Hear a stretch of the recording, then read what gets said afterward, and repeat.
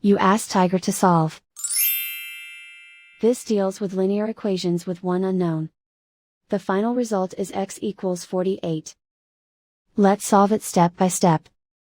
Group all constants on the right side of the equation. Add 11 to both sides.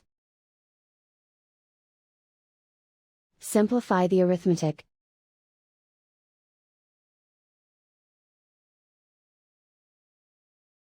Isolate the x. Multiply both sides by 2. Group like terms.